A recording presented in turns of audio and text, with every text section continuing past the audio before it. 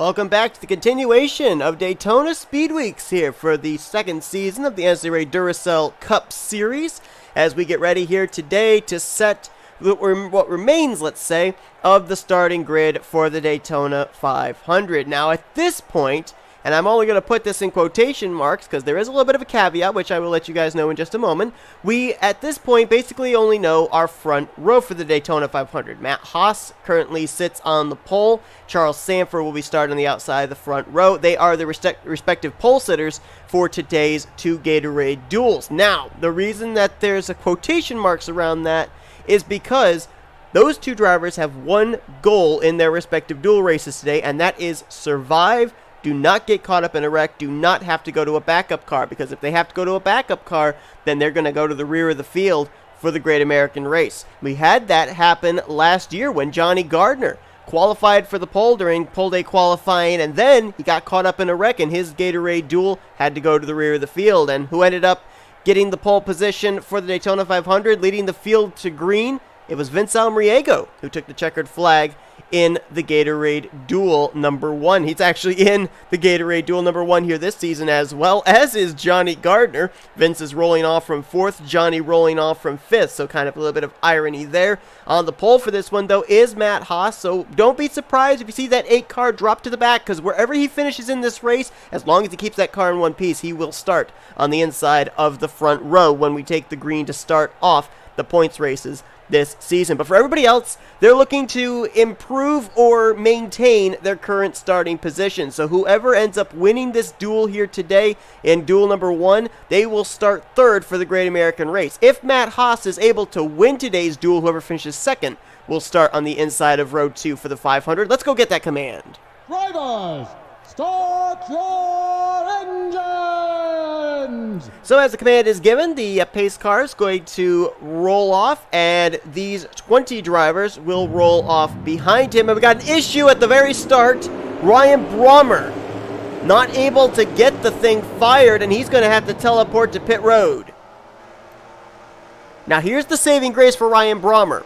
He might be able to get that car back out on track before we go green, and if he does not at this point have to go to a backup car. Mechanical failures do not count, as far as mechanical failures before the drop of the green flag, do not count towards having to go to a backup car and starting at the rear of the field in the Daytona 500. So if he can get that car out there, and maybe, you know, if some drivers here get caught up in a wreck and he picks up spots, it may not be as dire a situation as it would seem right now. The only way that you end up forfeiting a spot up near the front for the Great American Race is if you retire out of a race due to crash damage. So we'll see if that 9 car can get it refired, and if they can figure out what the issue is, if he can get back out there on track. It'll be 15 laps of racing in each duel here today. You've already seen your starting lineup on the right side of your screen. And we do have one driver at the back of the pack. He's starting back there due to going to a backup car, and that is Alexander Rowe, the rookie out of Northeast Motorsports.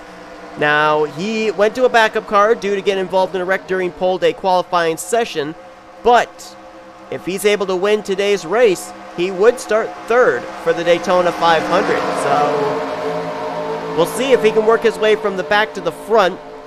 Field's coming into turn 4. Ryan Brommer still sits on pit road in that Pepsi Vanilla Dodge, so it looks like he will not get off pit road before the field takes the green flag.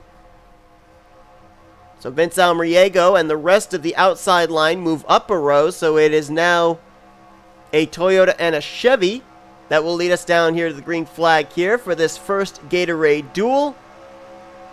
And as Matt Haas leads us down, Gatorade Duel number 1 at Daytona is green. Let's roll.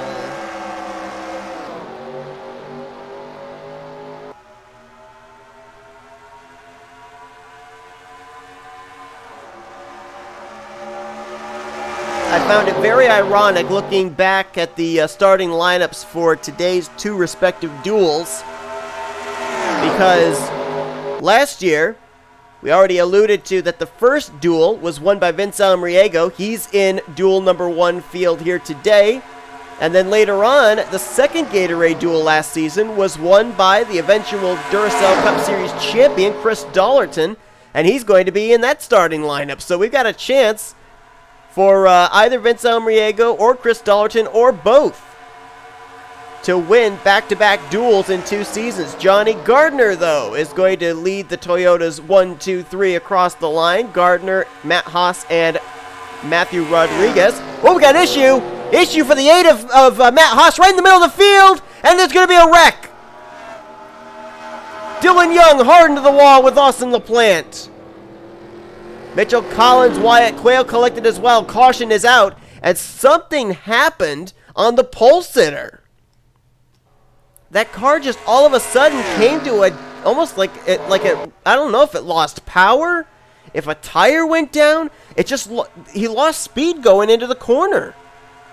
And everybody was 3 wide behind him trying to check up to get around him, and they couldn't do it as Johnny Gardner is going to take the caution. So he'll be the leader here under yellow. So we've had 2 drivers who early on have had some kind of mechanical problems. Ryan Brommer at the very start couldn't roll off the grid. And now pole sitter Matt Haas. And he got some damage in that wreck. So that right there could very well mean a backup car for him. And if so, that is a forfeited pole position for the start of the Great American Race. Mitchell Collins, a lot of damage on that Pennzoil Ford. Wyatt Quayle's got a lot of damage as well. Dylan Young, we saw also with front end damage on the Wawa Mustang and right side damage, as well as a little bit of rear damage on the Ally Banking Camaro of Austin LaPlante. There you see the 8 on pit road. More than likely these drivers will not be coming to pit road because it's only 15 laps. And with this caution especially, they would be able to save under this yellow flag. And I believe we determined based off of our clash a couple days ago that the fuel window is about 15 to 18 laps. So they're going to be able to save here. I think they'll be able to make it the entirety of this race now, especially with the 8 of this yellow flag. Let's go back and see what brought out this caution because I'd love to get an idea of what might have gone wrong on the driver that was scheduled to be the pole sitter for this week's Great American Race. So here it was going down to turn 1. Up to this point, everything looked good. He had lost the lead to Johnny Gardner, but it didn't look like he was giving it up. And watch going into this corner, you're going to see how the car just decreases. At this point, he's decreasing. He's down to about 170, 160. That car just lost power. And there you see the contact right there. They were 3 wide behind him. Dylan Young gets into Wyatt Quayle. And that sent Wyatt Quayle into the middle line, and there was nowhere he could go. Now, I don't see... Well, there is rear end damage on the 8. And, oh, hard into the wall there goes Dylan Young. Nose first, off of Austin LaPlante. Mitchell Collins at Wyatt Quayle with some very significant damage as well. My suspicion is those 2 will probably be going to backup cars. Don't know about LaPlante. They might be able to bang out the damage on the right side of that car, and I don't know about Dylan Young either. One thing about Daytona and any super speedway is you want to have a car that's aerodynamically sound, and I don't think that even beating down on the hood of that race car is going to really allow it to have a whole lot of aerodynamic speed. So that might be a backup car as well. Now remember I mentioned that Ryan Brommer having an issue before we even went green does not have him forfeit a spot of wherever he would finish as far as in the Daytona 500 grid. But since we took the green, a mechanical issue for Matt Haas, if he has to go to the garage area or has to get a backup engine or whatever, that would be him forfeiting his spot on the front row for the Daytona 500. Crash damage doesn't look like that would be enough to take him out, so it all depends on if they can get him back out there and have him still be up to speed before this race is over as to whether he will still start on the pole position. If he finishes several laps down, he would still start on the pole. For now, let's go back to the green flag, as it definitely is on now for who's going to be starting on the inside of row 2 for the starting grid, and potentially, we're going to follow up on this, but potentially the unofficial pole sitter for the Daytona 500 later on this week. Getting ready to go back green, and surprisingly, every driver that was involved in those wrecks that took place there, they have returned back to the racetrack. Now, I don't necessarily know if NNSCRA officials are going to allow the 22 and the 2 and the 41 to be able to keep their Daytona 500 starting positions if they're not up to speed. We're going to have to wait and see about them. But Matt Haas did return to the track. There he is, as did Ryan Brommer. Brommer is 2 laps down in 20th. Matt Haas is 1 lap down in 19th. We'll keep tabs on the 8 car, see if he is back up to speed, because if they were able to at least fix whatever the mechanical issue is and he is still up to speed, I think he still would stay on the pole for the Daytona 500. Johnny Gardner, he will line up as the race leader as we will go back green. He will lead over Matthew Rodriguez. Derek Hamill, the rookie up there. I'm sorry, actually that's not Derek Hamill. That is actually Marcus Sacchi there in the 21. My apologies. He will roll off from 3rd. 4th will be Vince Almriego, and 5th will be Zach Rogers. Then it's Matt McIntyre, William Brock, Jordan Lopez, Benjamin Miles, and Kyle Matthews. That will be your top 10. Followed by Ryan Acosta, Trey Wright, Alexander Rowe, Seth Cole, then Mitchell Collins, Dylan Young, Wyatt Quayle, Austin LaPlante, and then the lap cars of Ryan Brommer and Matt Haas. Green flag will come back out with a total of 9 laps to go here in our first Gatorade Duel.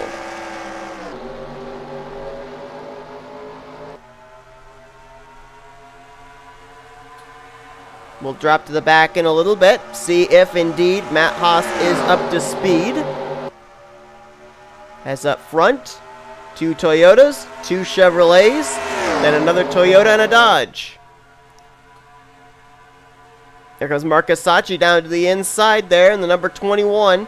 He's the only representative for Team Chevy Autosport here in this duel. His other 2 teammates, Carson Gum and Derek Hamill, we'll see them in the second duel race. As Johnny Gardner out in front leads the way. Matthew Rodriguez losing a little bit of touch with the 14. Falls back, and now he finds a teammate there in Matt McIntyre. So Michael Norman Motorsports Camrys now maybe going to work together to try and run down the Toyota out of Joanna Atwood Motorsports. McIntyre now will take the second spot away, and now he sets his sights on Johnny Gardner. Zach Rogers right there in the 6th. Jordan Lopez, who won the last restrictor plate points race that we had. That was last season at Talladega Superspeedway. And he's right there in that 38 car. Ooh, they were almost 4 wide back there with Brock, Matthews. I think that was Ryan Acosta and Matthew Rodriguez almost in that formation. That was a close call. As Johnny Gardner continues to lead. Whoa, what a save! Contact between Matthew Rodriguez and Zach Rogers. They almost went up and got the outside wall, but somehow they hung on to it.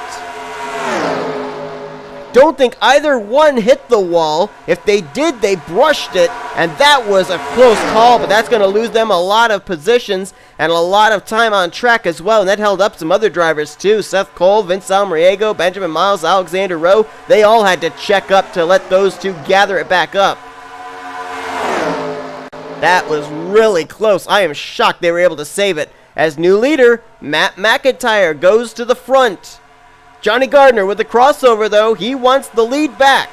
And here comes Ryan Acosta, his teammate there in the 10. So now the Joanna Atwood Motorsports car is working together.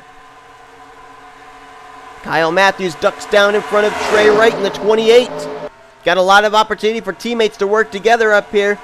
You got the 14 and the 10. You've got the 38 and the 28. You've also got some Backmarker Motorsports teammates working together back there. Vince Almriego, the 42, Seth Cole in the 72, as now teammates will battle for the lead. Acosta to the bottom, Gardner on the top side. Gardner has Kyle Matthews with him. Down low, it's Ryan Acosta with Trey Wright. 3 by 3 they come down here as that outside line we've seen all weekend long gets that really good launch off turn 4. Gardner will hold the top position.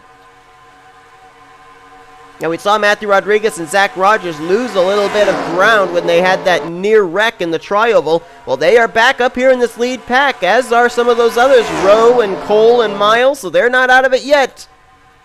As now Ryan Acosta ducks to the bottom. Trey Wright moves down another lane. They might be 3 wide going into 3, and look at this. Jordan Lopez moves down low to help his BOA teammate. But Ryan Acosta is going to be the leader through 3 and 4. Matt McIntyre using that outside line with the help of Johnny Gardner. He tried to get the run there on the high side off of 4. He almost got to Ryan Acosta's right rear quarter panel, but not quite. Well, they're really moving around there in the middle of the field, as now will be side by side for the lead. 3 wide, actually. Gardner, Trey Wright, Ryan Acosta. Gardner will go back to the race lead with help from Jordan Lopez. Johnny's had a very strong car here in this duel, no doubt about it.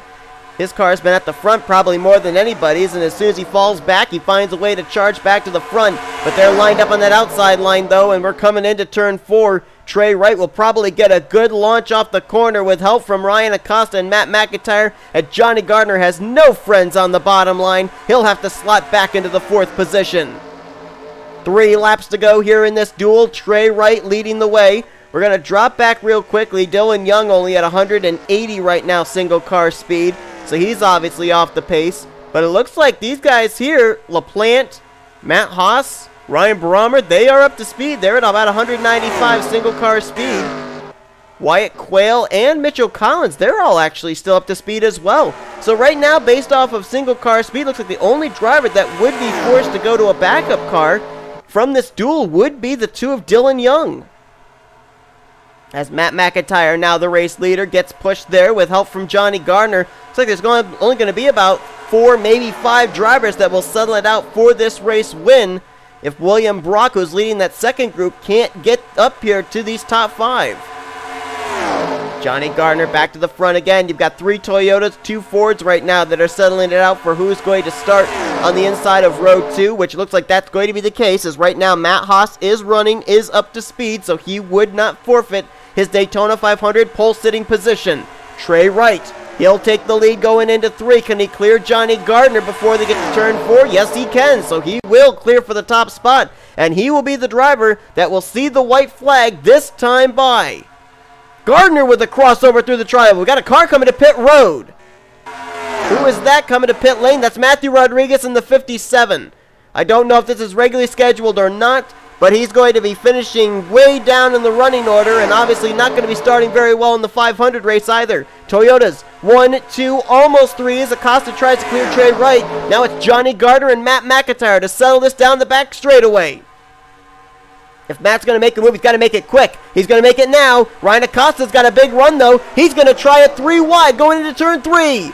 Who's going to get the race lead coming out of turn 4? Is the inside line going to finally get the run? Will the middle groove prevail? Will the outside line prevail? They're still going to be racing to the stripe. It's Gardner now on the top side with Matt McIntyre. Might be a photo finish, as it will be Matt McIntyre by a little less than half a car length, winning the Gatorade Duel number 1 here at Daytona, and he will start 3rd behind Matt Haas. Looks like it's going to be Toyotas 1, 3, and 5 for the Great American Race with Haas, McIntyre, and Gardner. So the Camry's coming to life here at Daytona for sure, showing an awful lot of speed.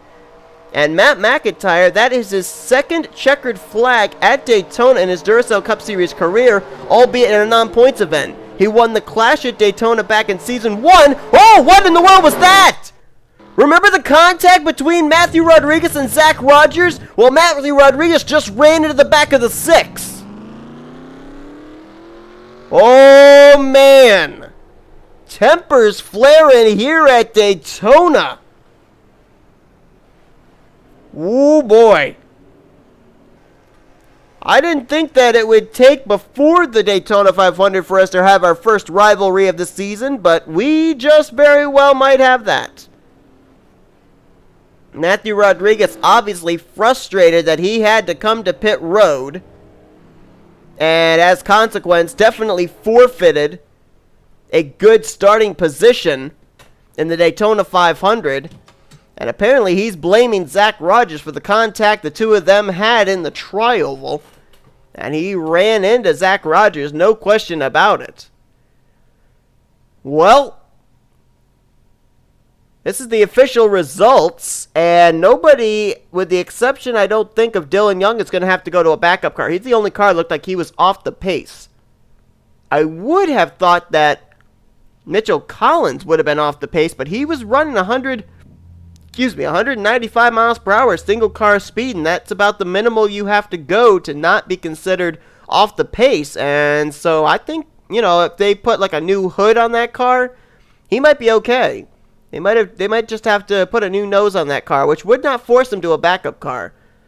So they might actually still be able to salvage something with that race car, although he will still, regardless, be starting close to the rear of the field. But Matt Haas finishes a lap down. Regardless, that car was still up to speed, so whatever the mechanical problem was, he still will be running on point when we take the green flag to start off the Daytona 500, and he will have Matt McIntyre lined up right behind him, along with Johnny Gardner. Will be Camrys all 3 rows on that inside line up at the front. Trey Wright's going to be rolling off from 7th. Ryan Acosta will be 9th. Jordan Lopez 11th. Kyle Matthews 13th. William Brock will be 15th. And then the rest of the top 20, it's going to be 17th. Marcus Sacchi and Vince Almriego. Looks like he will be in 19th position. You can see the rest of the finishing results there. Alexander Rowe, who, after having to go to a backup car during pole day qualifying, fought his way up to 11th, so he will start 23rd for the Daytona 500. So he at least improved his starting position by, 16 positions, I think. So pretty good for him.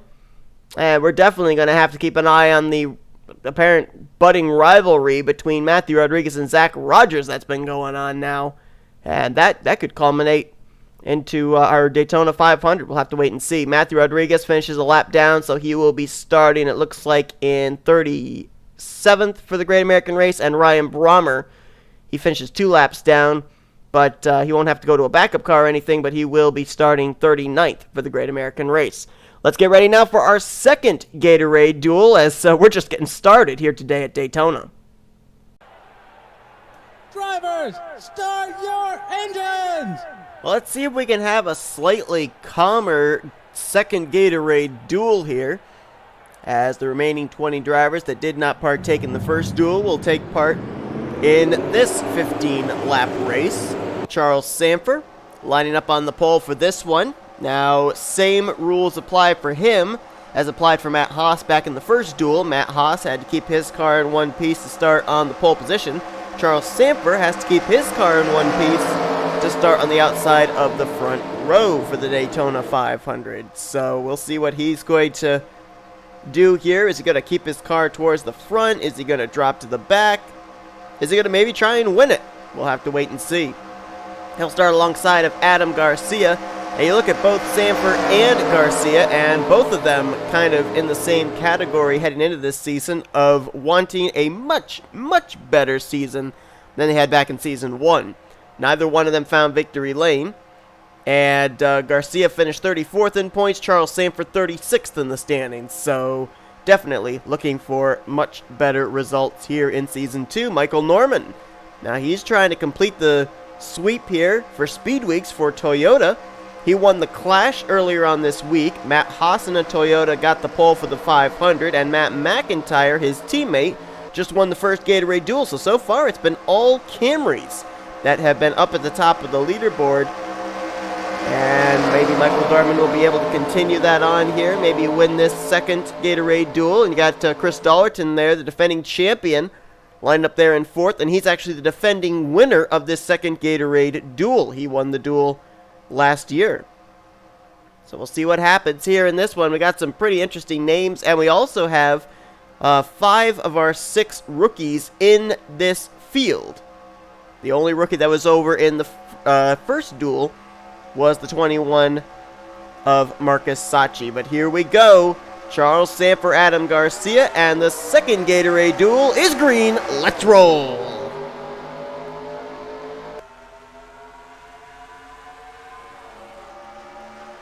And immediately 3 wide for the lead. Charles Sanford put in the middle. Michael Norman to the bottom.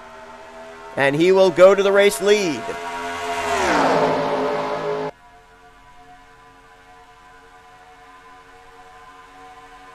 So the rookies we've got here in this duel are Casey Nanico, Cody Lama, Sebastian Kukulon, Derek Hamill, and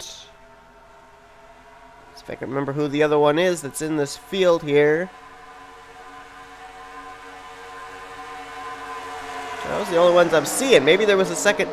Maybe we did have another rookie over in Duel 1. I thought it was only Marcus Sacchi, though. As right now, it is Norman and Garcia, 1 and 2. You see Charles Samper way up on the top side. I think we figured out his strategy early on. He's dropping to the back. Mentioned about all the stuff that went on in Duel 1 where we had the wreck. We found out that Dylan Young, from the first duel, he will be going to a backup car, so he will start at the rear of the field for the Great American Race. But we had that wreck take place. We had some interesting controversy go on as far as mechanical issues. Ryan Brommer had an issue on the start, rolling off from the grid. Matt Haas lost power going into turn 1. And then, of course, that whole incident between Matthew Rodriguez and Zach Rogers that not only started in the middle of the duel, but culminated all the way to the end when Matthew Rodriguez ran in the back of Zach Rogers. And with that being said, I think we had our duel where, you know, all of the interesting stuff took place as far as cautions and wrecks and whatnot. Because more often than not, and I remember this took place last season too, Gatorade Duel number 1 was a wreck fest, and then Gatorade Duel number 2, we ran green all the way to the end. So expect to see these drivers maybe continue that trend as Cody Lamas, Florida native, the rookie out of Michael Norman Motorsports, will go to the race lead. Bear in mind too that the inside of rows 1, 2, and 3 for the 500, as scheduled right now, Matt Haas, Matt McIntyre, and Johnny Gardner, 3 Toyota Camrys. So you can bet Charles Samper, who's going to be starting on the outside of the front row for the Daytona 500, provided he finishes out this race with the car in one piece. He's hoping that there's going to be some Chevrolets up here winning this, so he has some bow ties behind him when we take the green flag to start off the season. As 3 wide, now settles out to double wide at the front. You see that outside and middle grooves prevailing. And how about the teammates there on the top side? Cody Lamas and Michael Norman. Boxy's making her way to the front. Jessica Shelton there. Right now in the 5th position, 3 wide with Jesse Turner and James Qualls. And not too far back, you've got our Daytona 500 winner from last season, Carter Friesen, in the 37. Matter of fact, as I look here, Michael Norman actually going to get a big run with help from Carson Gum. He'll move back to the front. But I noticed that 3 of our 4 championship competitors, actually the only 3 that returned back this season from last year's finale at Homestead, are in this duel. You got the defending champion Chris Dollerton back there, Carter Friesen, who missed out on the championship by 1 point, and Benny Watson's right behind him, who finished 7 points back in the championship standings. The only one of the final 4 that's not in this duel, and not in the series anymore either, is Dylan Poteet. Norman leading the way over Carson Gum. Carson Gum, no doubt a lot of pressure on that driver, as Carson Gum was in the playoffs last season for Backmarker Motorsports. Now he's basically the veteran leader over at the newly formed team of Team Chevy Autosport, with a couple of rookie teammates in Derek Hamill and Marcus Sacchi. So you could bet that those 2 rookies will be leaning on Carson Gum quite a bit for information, for data, for how to run some of these racetracks. And definitely Carson Gum's going to have to take on the role of leadership for that young team, as Levi McIntyre will go to the top position. And Levi McIntyre, I mean, for him, any place that he can finish will basically improve his starting position for the 500, because he was dead last in pole day qualifying. And with Alexander O'Keefe Batson at the time going to backup cars, he would have rolled off 38th for the Daytona 500. So right now, definitely in a much better spot than he would have been if we didn't have these duels. And now Michael Norman going to try and go back to the race lead. Boy, Michael Norman's got a strong Toyota Camry. I wouldn't doubt this was the same race car that he held off Kyle Matthews for the win back in the Clash, because that car seems to be able to go wherever he wants to put it. He's been out in front the most in this duel so far, and after someone passes him, he passes him right back. But here comes Benny Watson. Big run for that Hers Toyota Camry, 3 wide with Norman and McIntyre. But right there you can see that it's like that inside line has to check up a little bit coming out of turn 4. It's probably because they get so tight they can't turn the car off of the corner. And that middle and outside line get the runs, and as a result, Battle now is between Norman and McIntyre for the lead. Now Norman's going to take full control of it as he's going to get pushed to the front by Jessica Shelton. We had Michael Norman up here in the booth during pole day qualifying. He said that 0-2 car freaked him out. Well, I wonder what he feels like having it push him to the front there. Look in his rearview mirror and all you can see is Boxy's face glaring at you. Now Michael Norman going to try and block all 3 lanes. Ooh, wow, look at that. Levi McIntyre, Carson Gum on the top side. Big run out of 4. And Levi might actually clear Michael by the time they get down here to turn 1. Let's see. Nope, not quite. Michael Norman still alongside. And now the inside line prevails. Norman goes back to the lead, but here comes Benny Watson on the inside as well with help from the rookies Derek Hamill and Cody Lamas. Actually, it's rookies lined up 1, 2, 3 on that inside line. The 31 of Hamill, the 84 of Lamas, and the 77 of Casey Nonico. Got some new drivers appearing up here towards the front as well that we haven't talked about that might have something to say in the closing stage of this race. Cole Baker, Ryan Butcher, Sebastian Kukulon back there. Michael Norman peeks out on Benny Watson. Watson doesn't give him a lane to make the move in the tri-oval, and now Michael's going to go to the inside into turn 1 with help from Levi McIntyre.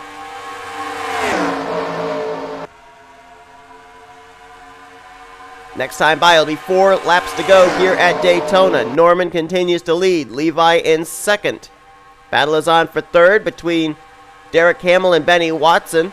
Hamill's got Cody Lamas behind him. Watson is Jessica Shelton as it's going to be side by side into turn 3 between McIntyre and Norman. McIntyre's got to clear Norman here before they get to turn 4. Does not succeed in doing so, and Michael Norman, using the top side, will take the race lead back. He got himself a pretty good gap between himself and second place, and that's not exactly a good thing, especially with us running the 2019 rules package. Look at how quickly the field closed in on him, and someone's going to have a big run down this back straightaway, perhaps. Seems like if you're going to make the move on the inside going into 3 and 4, you've got to either have the car cleared before you go into turn 3, or at least clear the car before you get to the middle of turns 3 and 4. And then you got to move up and block that outside line. How about Derek Hamill there? What a great run for the rookie, trying to make an impression here. In a lot of series that I've run, whether it be the Snickers Cup Series, whether it be the Hershey's Cup Series, whenever we have a rookie class, there always seems to be a couple of rookies that surprise you. And I would not put it past the realm of possibility to see a couple of our rookies go to victory lane here this season and see a couple of them in the playoffs as well. Well, now Michael Norman leading Levi McIntyre and Carson Gum. Carson's going to make the move for second. He's got his teammate Derek Hamill right there with him, so Team Chevy Autosport could work together, and as soon as I say that, Derek Hamill's going to cross over on Carson Gum and try and go for third place, as McIntyre continuing to try to use that inside line against Michael Norman, but he can't seem to do it. 2 laps to go. Michael Norman continues to show the way, and again, he got himself a gap off of turn 4. And Levi McIntyre closes up. Ooh, he's going to try and make the move down here to turn 1. Norman slams the door. Look at him getting racy now. They know it's the closing stages. 3 wide, about 4 rows deep. 5 rows deep, actually. With Cody Lamas, Carson Gum, and Derek Hamill all fighting for third. Now here comes Levi for the lead again. He keeps trying to make the move down here in turns 3 and 4. He cannot make it work, though. I don't know why he continues to try it. As now that outside line's pretty lined up there. Carson Gum, Benny Watson, Jessica Shelton, all hounding Michael Norman as the white flag is in the air. 1 more lap to go. Benny Watson's going to get a good push here from Jessica Shelton. Will he make a move on the back straightaway? If they're going to get by Norman, they're going to have to make it here before they get to turn 3. Otherwise, Michael Norman's going to hold that high side, and that's going to be all she wrote. Shelton to the bottom. That's the battle for second on Benny Watson. Will Watson make a move down to the inside? No, he will not. Michael Norman moves to the bottom. He's got this win in hand. He won the Clash a couple of days ago. He's going to win the Gatorade Duel number 2 here today, or will he? Benny Watson with a big run on the outside, crossover to the inside. Benny Watson trying to steal it away, and he does! Benny Watson wins the second Gatorade Duel at Daytona. He even took me by surprise. And I think the 18's out of fuel. I think the 18 car is out of fuel. Remember, he spent most of his time out in front, so he would have used up the most fuel of anybody. I think the 38 of Derek Hamill might be out of fuel as well. I think that Michael Norman ran out of fuel coming to the start-finish line to receive the checkered flag. That might have been why Benny Watson was able to make the crossover move. He had momentum on his side with help from Levi McIntyre, but my goodness, I thought Michael had this thing in the bag coming off turn 4 because nobody was able to get to his outside. But then Watson, I thought, might get to his right rear quarter panel. Then he crossed over, and I'm pretty certain Michael Norman ran out of fuel just out of turn 4 coming to the tri-oval, and Benny Watson is going to win. It is a sweep in Speed Weeks for Toyota Camrys. And Benny Watson will line up behind Charles Sanford on the outside of row 2 for the Great American Race. Michael Norman did manage to cross the line in second place, so he will start 6th for the Daytona 500, followed by Jessica Shelton in 8th and Levi McIntyre in 10th. Wow. That even took me by surprise. I had Michael Norman in the winner's circle when we went into turn 3. And more the fool me, because Benny Watson, with the aiding of Michael's fuel tank running low, was able to literally snatch away that victory. So we basically now have our field set up for the Daytona 500. We know the front row will still be Matt Haas and Charles Sanford, and they will be followed in row 2 by Duel 1 winner Matt McIntyre and Duel 2 winner Benny Watson. That's going to do it here today, though, from Daytona for our 2 Gatorade duels. Hope you guys enjoyed both of them. If you did, be sure to give us a like, subscribe, and compare with the crew today. We've shown you full feature results from Duel 1 and Duel 2, and we will now show you what the Daytona 500 starting grid would look like after the completion of these 2 duel races. To my knowledge, only one car will be going to a backup. One driver will be going to a backup for the 500. That will be Dylan Young, so he will roll off of the grid in the 40th position. But thank you all so much for tuning in. Congrats to Matt McIntyre and Benny Watson. They are the winners of your Gatorade duels. We cap off our race weekend here from Daytona with points on the line. It's our big finale at the beginning of the season. It's the Great American Race Daytona 500. You're not going to want to miss it. That's coming up next here as you've been watching a production of the NNSCRA Offline Racing at its best.